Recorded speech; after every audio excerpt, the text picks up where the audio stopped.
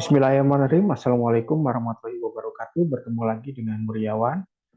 Saya dari SMA Negeri 3 Cimahi mengampu mata pelajaran informatika. Pada kesempatan ini, saya ingin berbagi ilmu, terutama untuk bahan ajar yang akan digunakan oleh Bapak Ibu di mata pelajaran informatika. Baiklah, saya akan menge-share materi sistem komputer yang kebetulan di materi ini kita akan bicara mengenai perangkat keras. Apa saja sih yang diperlukan dalam perangkat keras komputer tersebut? Baiklah, perangkat keras atau mungkin biasanya disebut dengan hardware adalah suatu perangkat yang kebetulan sangat berperan penting, terutama untuk kegiatan komputer. Nah, perangkat keras ini akan bisa berfungsi jika terkoneksi dari satu perangkat ke perangkat lainnya dan digunakan sesuai dengan kebutuhan. Mari kita simak beberapa hal yang berkaitan dengan perangkat keras komputer tersebut pada bahasan sistem komputer. Pertama, kita harus memahami fungsi dan proses kerja sebagai peralatan teknologi informasi dan komunikasi. Lalu yang kedua, mempunyai deskripsi fungsi, proses kerja komputer dan teknik informasi serta berbagai peralatan teknologi informasi dan komunikasi. Indikator yang saya diharapkan setelah kita belajar perangkat komputer ini adalah siswa dapat menunjukkan perangkat keras dan sistem informasi. Yang kedua, siswa dapat memperagakan fungsi perangkat keras tersebut. Elemen siklus pemrosesan. Seperti yang kita ketahui, elemen siklus pemrosesan perangkat komputer ini ada 3, yaitu input, proses, dan output. Input contohnya ada keyboard, mouse, scanner, joystick, kamera, dan CCTV. Sementara pada proses lebih ditekankan kepada CPU. CPU itu apa saja? Ada mainboard, processor, power supply, RAM, PG card, sound card. Lalu outputnya ada monitor, papan elektronik, dan printer. Salah satu contoh-contohnya. Selanjutnya, input.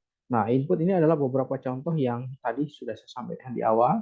Ada printer, ada mouse, ada pen, ada scanner, ada joystick, dan seterusnya.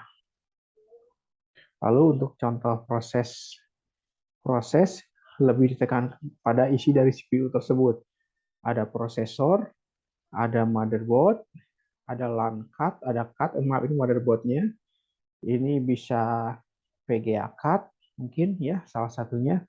Lalu ini ada sound card, lalu ini ada power supply.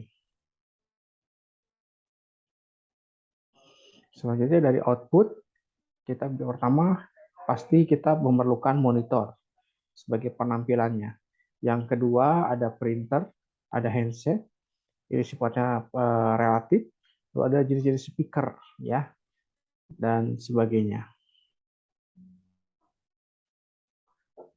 Sekarang kita bahas definisi komputer. Istilah komputer diambil dari bahasa Latin yang artinya computare, yang mempunyai arti menghitung. Komputer adalah suatu alat elektronik yang mampu melakukan tugas antara lain menerima input, memproses input, sesuaikan dengan program yang dibuatnya, menyimpan perintah dan hasil pengolahan data, menyediakan output berupa informasi. Lalu kita sekarang bahas prosesor. Prosesor ini bermacam-macam, ada Intel, ada Celeron, ada AMD, dan prosesor yang lainnya yang dibutuhkan. Ini yang saya tampilkan adalah jenis prosesor yang biasa digunakan pada jenis komputer PC. Lalu ada RAM, Random Access Memory. Ini ada jenis-jenis RAM yang bisa dipakai sampai dengan saat ini. Lalu ada power. Power adalah koneksi utama sebagai aktivitas atau jantungnya listrik ya, aliran listrik ya. Ini ada CPU, ada power supply yang bisa dikaitkan di beberapa motherboard. Lalu ada floppy disk drive. Nah, floppy disk drive ini kalau dulu ada yang namanya untuk penggunaan untuk disket, untuk lalu ini ada eksternal hard disk-nya, atau sekarang mungkin lebih kepada apa namanya flash disk mungkin ya. Lalu ini ada CD-ROM, ya alat pemutar juga. Ini ada input dan output. Nah, input output ini adalah lebih kepada koneksi gambarnya, ya. Nah, untuk input dan output ini, ya, jumper yang dihubungkan untuk koneksi internet, bukan koneksi dari perangkat keras tersebut. Macam-macam direct pointing device. Ini ada light pen atau pena cahaya, memungkinkan pemakai menuju titik di layar menggunakan pena dengan sel sensitif cahaya. Lalu mempunyai tombol yang dapat ditekan ketika kursor ada di posisi tertentu. Kelemahannya, tangan pemakai menuju bagian layar, tangan pemakai jauh dari keyboard, light pen harus diangkat. Light pen ini contohnya seperti ini, biasanya dihubungkan atau sebagai pengganti, bukan pengganti ya, penambah dari keyboard tersebut untuk menunjukkan suatu gambar, benda, atau titik yang lainnya. Selanjutnya, apa itu touchscreen atau layar sentuh? Memungkinkan pemakai menyentuh layar dengan jarinya, kelemahannya melelahkan, tangan pemakai menutupi bagian layar, tangan pemakai jauh dari keyboard, penunjukannya kadang-kadang suka tidak presisi atau tidak tepat, layar menjadi lebih kotor. Selanjutnya macam-macam indirect pointing device. Ada mouse, ada trackball, ada joystick, ada graphic tablet, lalu ada touchpad, ada pointing stick, mouse. Mouse ini ada beberapa macam, ada yang tanpa kabel maupun tanpa kabel ya. Kalau mouse itu artinya tikus ya realnya. Lalu mouse juga ada kelemahan dan ada kelebihan. Kelebihannya posisi tangan lebih nyaman, kekurangannya tangan harus berpindah dari satu keyboard. Tombolnya mudah ditekan, kalau kekurangannya memakan tempat di meja. Lalu kelebihannya lagi pergerakannya lebih panjang dan cepat. Kalau yang mouse pakai kabel maka sangat mengganggu. Lalu kelebihannya adalah penempatnya lebih presisi. Nah, kalau kekurangannya harus diangkat dan diletakkan kembali untuk gerakan panjang, perlu latihan untuk menguasainya. Biasanya ini awal-awal pemula. Selanjutnya adalah trackball. Mouse terbalik, bolanya digerakkan tangan, kelebihan tidak memakan waktu tempat. Ini jenis-jenis trackball yang bisa kita manfaatkan. Lalu ada match selanjutnya adalah joystick ya. Intinya berasal dari pengendalian pesawat terbang, baik untuk tracking, kelebihannya pergerakan sedikit perubahan arah mudah. Jadi tinggal diputar-putar biasanya kayak begitu. Ada grafik tablet. Permukaannya peka sentuh yang terpisah dari layar, mendeteksi gerakan stylus. Kelebihannya posisi tangan nyaman, tangan tidak langsung di layar, permukaannya dapat lebih luas daripada layar. Selanjutnya ada touchpad. Permukaan peka terhadap sentuhan tangan. Kelebihannya nyaman seperti touchscreen, tangan tidak perlu langsung berada di layar. Biasanya ini ada di sekitar touchscreen yang ada di laptop kalian ya. Selanjutnya ada pointing stick. Nah, joystick mini dari bahan karet yang diletakkan di antara tombol-tombol keyboard. Nah, ini dia bahan-bahan karet seperti kayak gini. Biasanya kalau udah dilepas suka kelihatan mana itu pointing stick-nya. Selanjutnya display device atau piranti tampilan monitor. Jenis display-nya adalah ada monochrome display, harga lebih murah, sering cukup mudah memadainya. Lalu ada color RGB display lebih menarik dan lebih efektif. Lalu teknologi display yaitu ada raster scan cathode X-ray atau CRT, elektron menyapukan baris titik ke layar, refresh rate-nya antara 30 sampai 75 per detik. Lalu ada lagi LCD namanya liquid crystal display.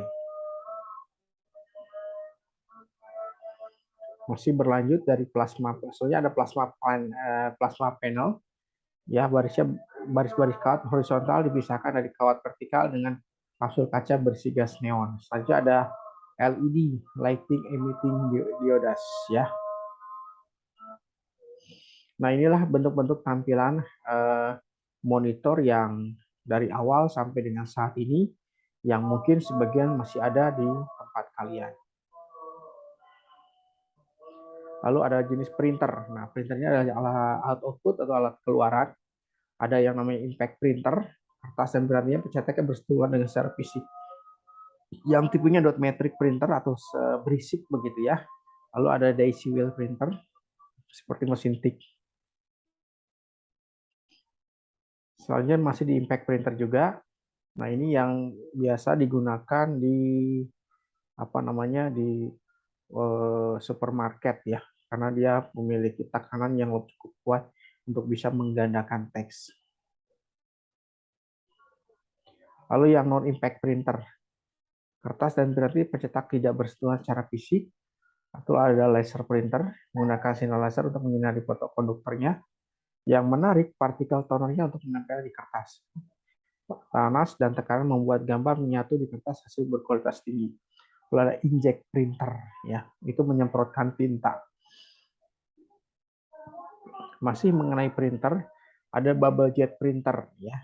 Variasi inkjet printer di mana tinta dipanasi kemudian digelembung-gelembungnya dihasilkan disemprotkan ke atas kertas. Lalu ada thermal printer.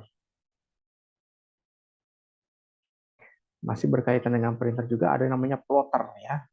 Menggunakan pena untuk menggambar di atas gulungan kertas. Fotografik biasanya digunakan menghasilkan slide dan cetakan foto atau semacam newspaper atau magazine. Lalu yang non-impact printer, nah ini seperti inkjet, lalu ada laser jet. Lalu sekarang kita bicara masalah plotter. Ya. Plotter ini mungkin biasanya digunakan untuk mereka yang berbisnis di sekitar pembuatan spanduk atau mungkin pencetakan yang mempergunakan bahan yang lebih lebar atau lebih besar. Nah, ini contoh printer yang biasanya digunakan di percetakan. Ya. Nah, demikianlah informasi yang bisa saya sampaikan kepada kalian semua, yaitu perihal sistem komputer, dalam hal ini perangkat keras. Mudah-mudahan ilmu yang saya sampaikan bermanfaat dan bisa dipahami. Terima kasih. Wassalamualaikum warahmatullahi wabarakatuh.